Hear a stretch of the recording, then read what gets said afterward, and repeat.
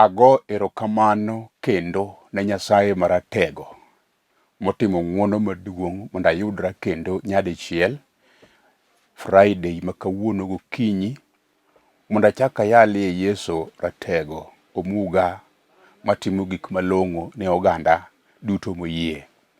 An mawuoyo kodi gokinyi sani nyinga iluongo ni Pastor Bernard Otieno.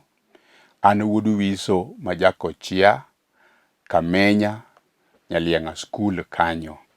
Nyasaye maratego mamanyo jino nomanya kaseleo kendo kaselal, to notimo na ng'wono maduong' mar warruok makelo ngima ne jok madwaro.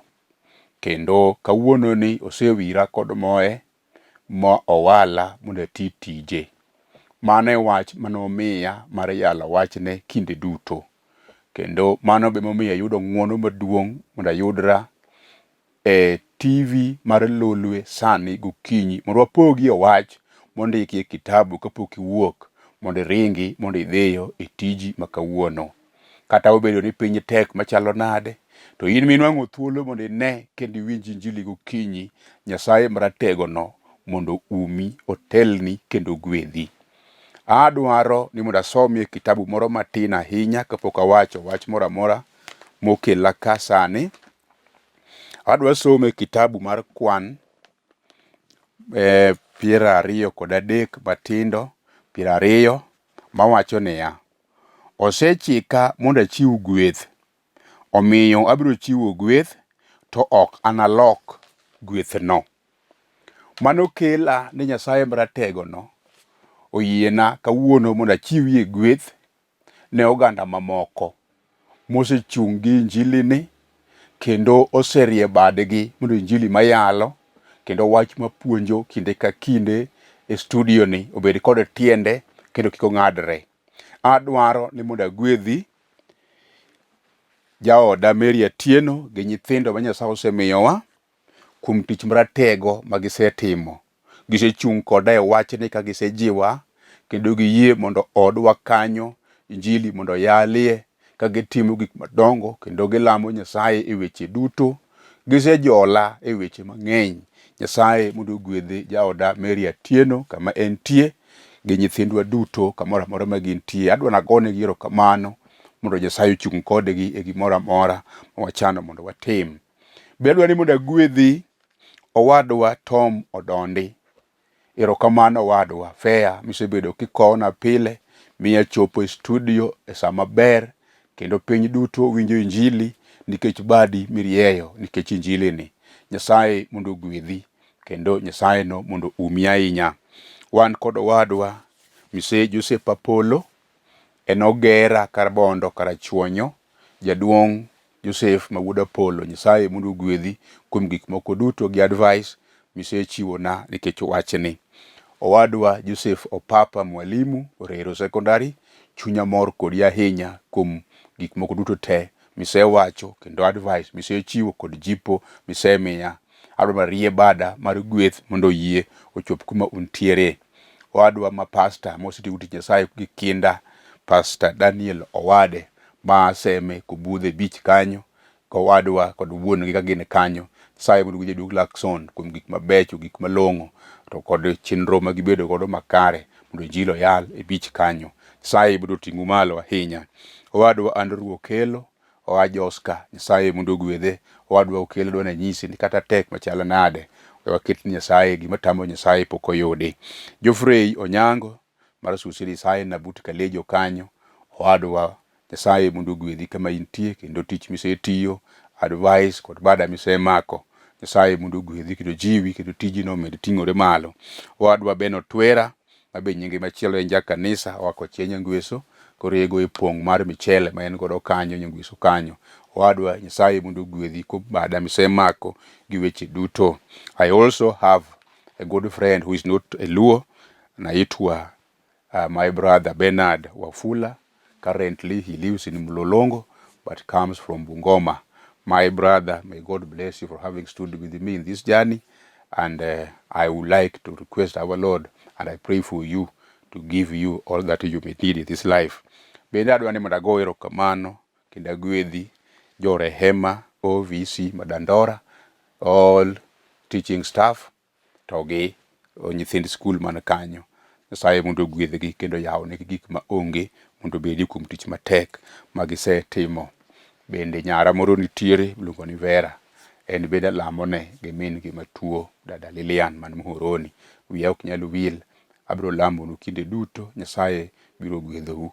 Usechungi injili, oganda mathoth usechungi injili, kendo amor ni useluwo bang'a, usekowo gik mabecho, usegoyo erokamano, usegona sime, waselame weche matek, duto osetimore maber. Amor ka winjo feedback kaka chalo. Nyasaye maratego no mondo umu kama untie, Nyasaye no mondo ritu, Nyasaye no mondo telne wi gik moko duto. Abiro kod wach machielo, kendo kapok awuoyo e wach moro amora, to kama intiere no chunya nyisa ni Nyasaye oloso thuolo mondo inena, Nyasaye oloso thuolo mondo iwinja, Nyasaye oloso thuolo mondo ibed piny, mondo ikawe wach achiel mondo konyi. Oganda duto manena ka gin kochia kata gin e piny ngima, kuonde duto te ma isibni wuokie, agonu erokamano. Nyasaye mondo gwedhu, Nyasaye mondo ritu, kendo kama intiere no gokinyi kapok iwuok, takwayi ni go chongi piny mondo walamb Nyasaye. Wuonwa kendo Nyasachwa maratego, Nyasaye ma jatimo, Nyasaye ma onge jal madawapimgo, Ruoth mar ruodhi, Nyasaye mar nyiseche, chunya ogoni erokamano mathoth. Aneni gokinyi masani, isetimo gik madongo, iseumowa, iseritowa, ichiewowa e nindo, chunywa mor ya Nyasaye.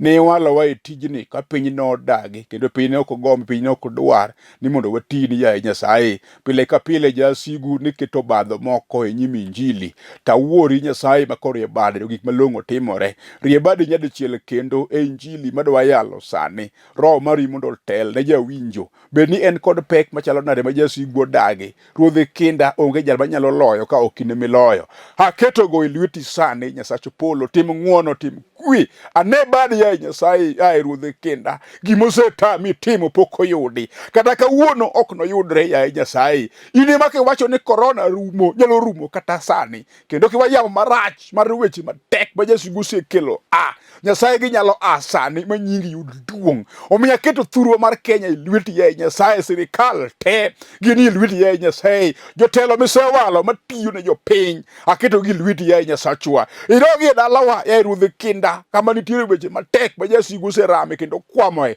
Ini minyalo gonyo tonde kaka ne gonyo na weche matek ya Nyasaye. Kata pod moko gi weche matek chuny gi ruodha, akwayi kuom ng'wono Ruoth, yie mondo rie badi mondo igol. Ya Nyasaye kitimo ng'wono, anagoni erokamano. Alami ni studio mar lolweni ya Nyasaye, kama wadwa Feroz gi Nick kod oganda mamoko oseyie mondo injili oyal. Nyasach polo, igwedhe kendi gi riti gi tele dori weche te, Nyasachwa, gik mokwayi mondo itimnwa. Wachak kodi ng'wono maduong' mondo umwa, ok wachuni to wasayi, dwachi otimre e nying Yesu ma jawarwa. Amen. Akwayi kama intiere in bende mondo igoni amen. Adwa somo wach mondiki e kitabu mar Ruodhi,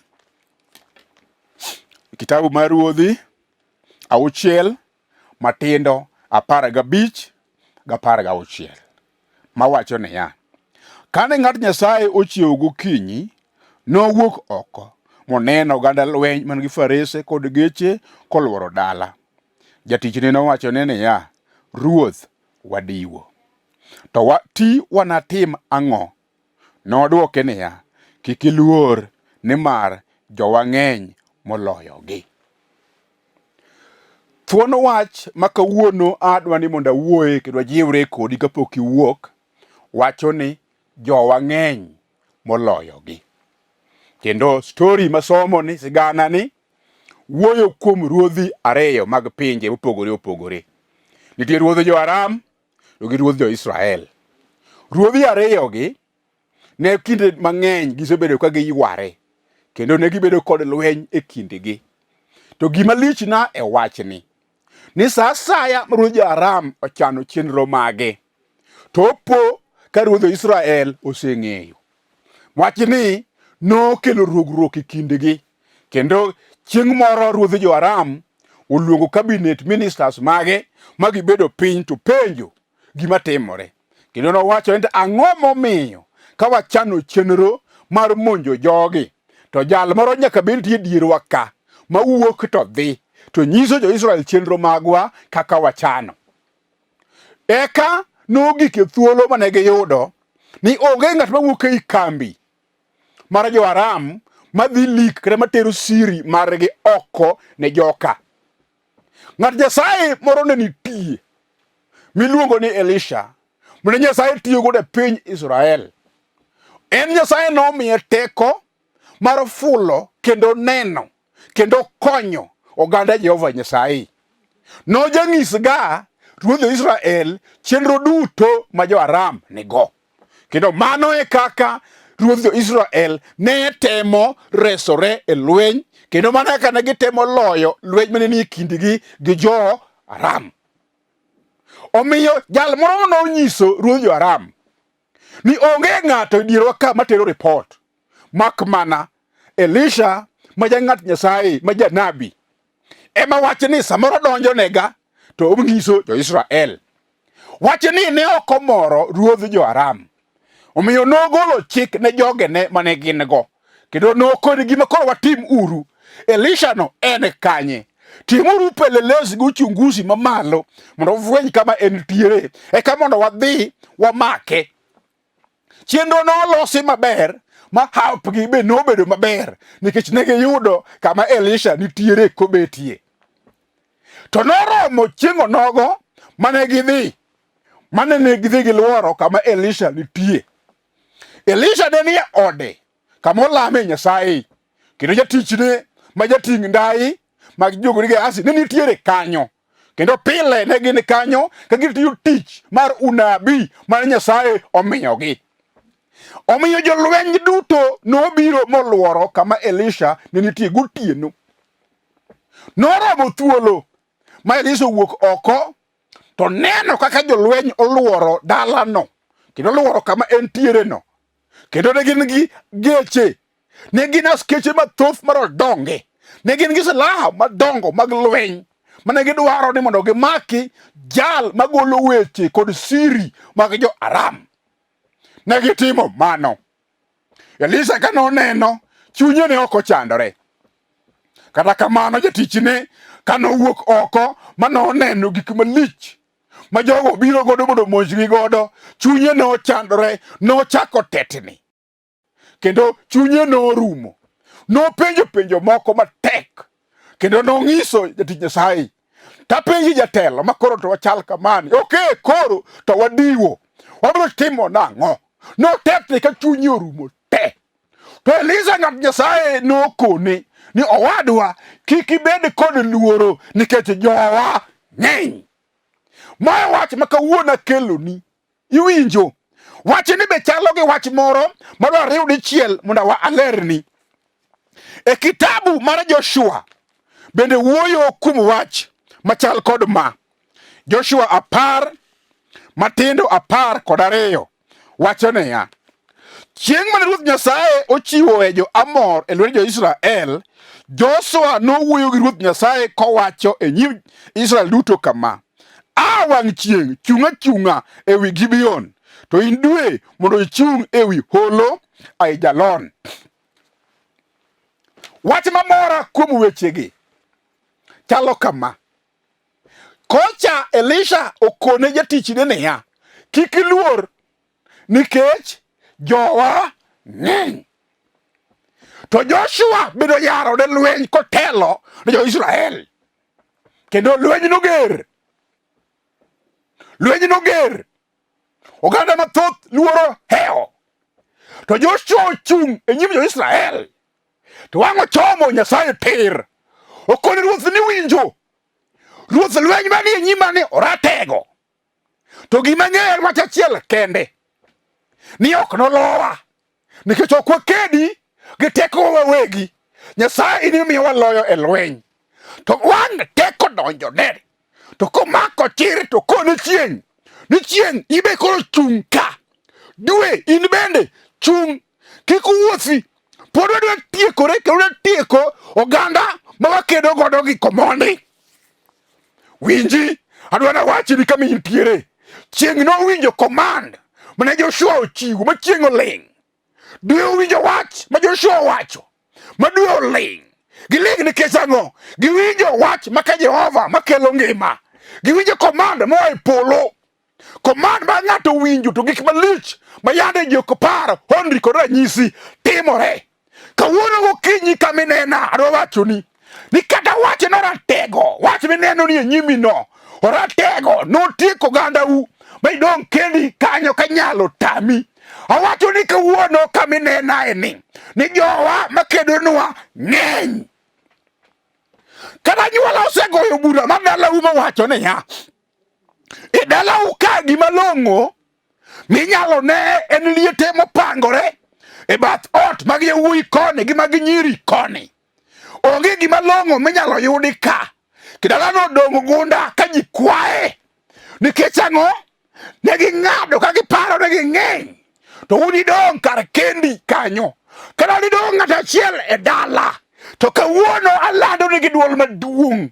Winji, jowa makedonwa ng'eny moloyo gi. Ok waked kendwa. Nyasaye maratego, Nyasaye manyalo gik moko duto, Nyasaye mochung'ie kedo osekelo oganda mathoth mondo okednwa. Ging'eny, gibiro loyonwa lweny manie nyimwa ni. We mondo awachni, isetemo gi yore duto, to lweny no king'iye to chunyi dwa ni mondo yo misemanyo godo tich osigi kiwango kore wacho niya, anto bende koro adonga pacho kata iye weche mathoth. Asetemo gi yore duto madong' nono. Mwandu mane an go asetemo. Papers ga mabeyo mane an go bende asetemo. Aseoro application ka kod kacha. To onge gima long'o mose timorena. Koro chunya we mondo awachni jowa makedonwa ng'eny moloyo gi. Jasigu mar tuo mosegoyo kambi e dala, chunya nyisa ni osemiyi luoro. Iwacho ni tuo achiel ni ema nonego mamawa, kendo tuo ni nonego dawa.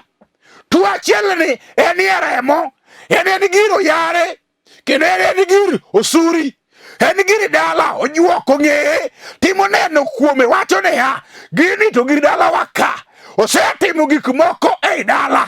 Osuri nyatimo neno diera, kata ka ji koro onge ma piny olil, taneno gini katimore ga pile ei odni.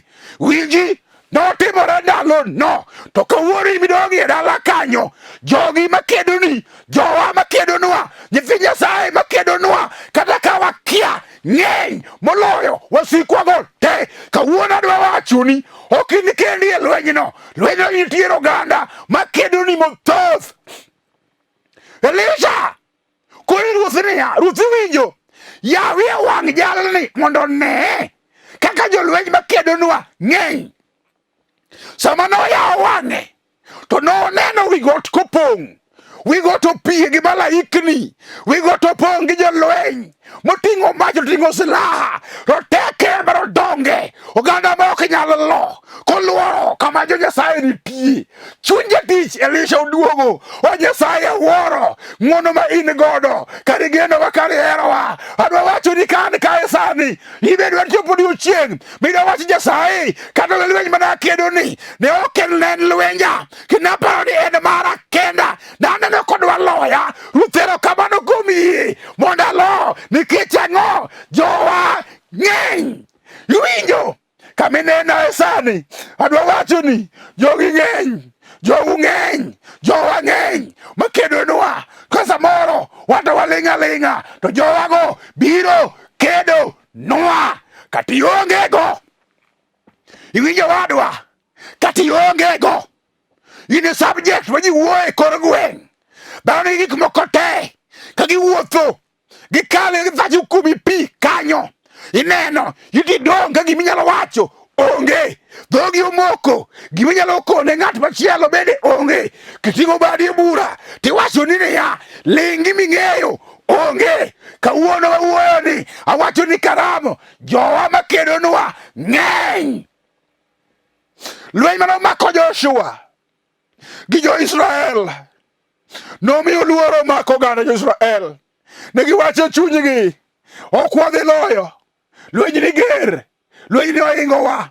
Tiwinjo, Joshua ofwenyo niya jok makedo negi odhuro nyaka chieng' oyie mondo okonygi kedo. Chieng' owacho niya ka koro lweny ger kama gi jo Nyasaye to nyaka an chieng' abiro konyo jo Israel kedo. Odagi podho oling' aling'a odwaro nang'o? Jo Israel otiek tich mar tieko jok wasigu te eka mondo podhi owinjo wach ma ng'at Nyasaye owacho. Kawuono wacho dhier madala uno, kawuono wacho tuo madala uno, kawuono wacho pek madala uno, kawuono wacho lweny madala uno, kawuono lando wach mapek madala kadheno, school fee motamore no. Iwinjo samoro kawuono ni obiro chung' owinjo wach ma Jehova wacho nikech ang'o? Jok makedonwa ng'eny. Joshua commanded dwe okoni dwe iwinjo chungi wigi bion kanyo kendo kik ineni kirieny nikech ang'o? Pod kedo nitie. Dwe go Sarut kawacho aseyie awinjo gima Ruoth Nyasaye owacho, adwa konyo jo Israel mondo lo lweny. Iwinjo lweny no ibiro kedni, ok ibi kede kendi. Lweny ni ibi kedni gi joma moko mikia kata kuma oae.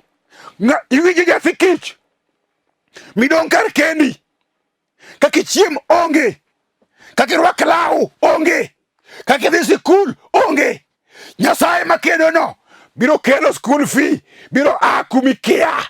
Jal ma biro kelo school fee no ikia kata nyinge, oken watni be oken osiepni. Tiwinjo ibiro somo mitieki nikech ang'o? Joma kedoni ng'eny. Iwinjo chiliel in midong' kanyo kar kendi, kaka chaki odhieri, dhogi omoko, kaka ichiem onge, kaka irwak law bende onge. Winji isekedo lweny moromo gi tekoni kendi. Nyasaye wacho niya jok madwa kelo ni kanyo, madwa konyi kedo, madwa konyi lweny gin oganda mang'eny kuma gidwa ae. In bende ikia. Iwinjo wadwa wach matekno isekede, nyaneno kiteme, nyidhi nyaka juoga, iwuoyo koda juoke ni mondo one kaka nyalo konyi. Awacho ni karamo onge ae kuro onge jolweny. Lweny makedo konogo thin, gionge teko, gionge nyalo iyudo kuom Yesu ma ja Nazareth. Kaka bendo Yesu no kang'eyo, anawe aluonge nagonya ratego sana, ruodhi muma, ruodhi lela, omuga matimo gik madongo. Ere mokedo nikech ang'o? Jowa moseiko mondo kednwa ng'eny. Iwinjo adwara wachni Andrew ma wuod okelo kamine ni intiere no, jowa makedo ni kanyo ng'eny. To mulo donde wach minena wacho ni odonjo nyaka e odi kanyo.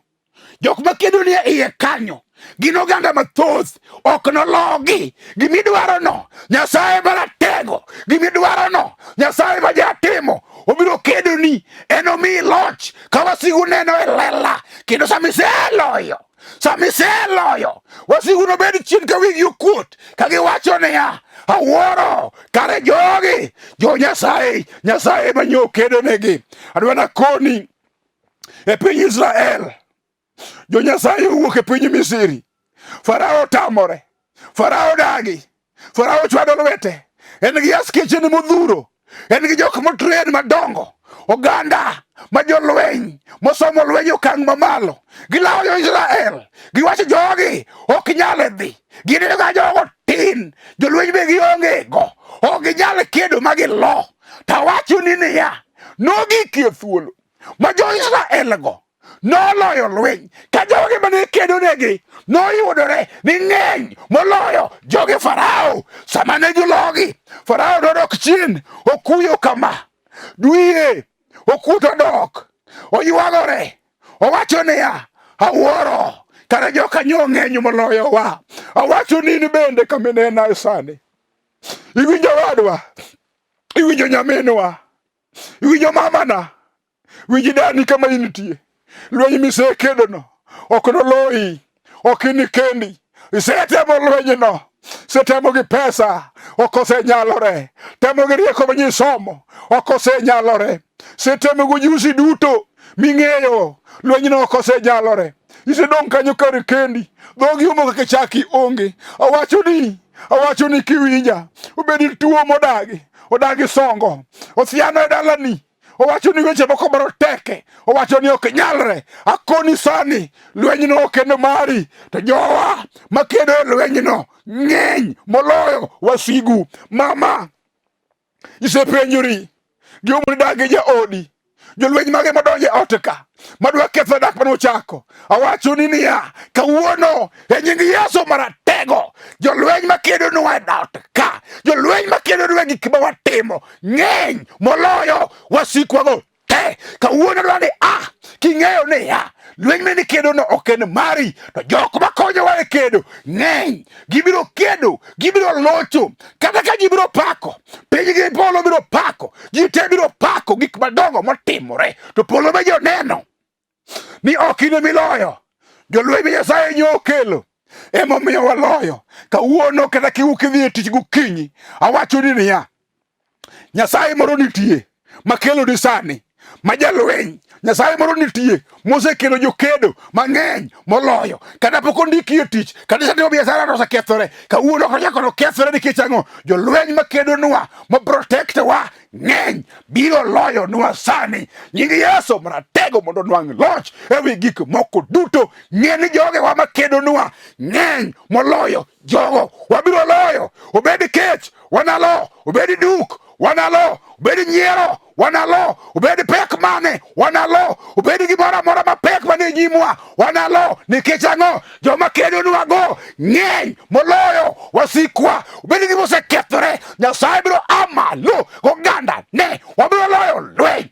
Ruoth mondo lochni in bende. Nyasaye maratego no mondo umi. Nyasaye maratego no mondo kelni gik ma onge mondo bedie. Nyasaye no pod nyalo, pod entie, pod otimo. Kama intiere no, go chongi piny mondo ne ni kare wan kod ji mathoth mabiro kedo nwa. Nyasaye mondo gwedhi kitimo mano.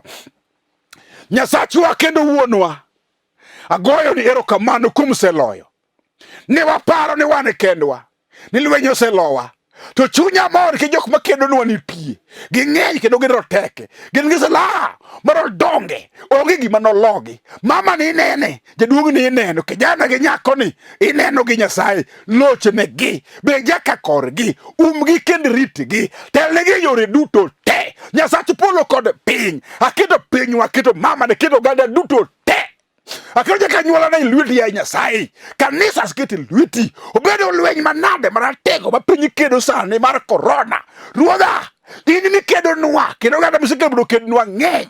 Ruoth mondo lo nwa lweny, ketemo na godi erokamano. Umwa geyo tembi mar Yesu, gwedha ng'wono mare nitie. Ruoth okachuno tasayo, e nying Yesu Kristo ma jawarwa. Amen.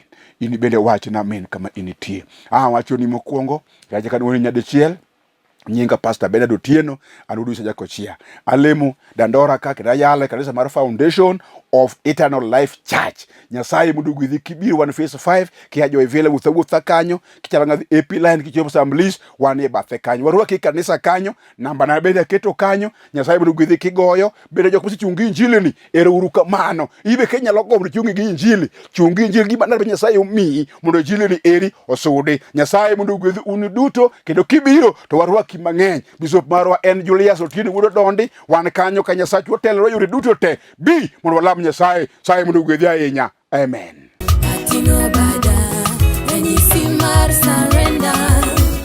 Ati watu nyadi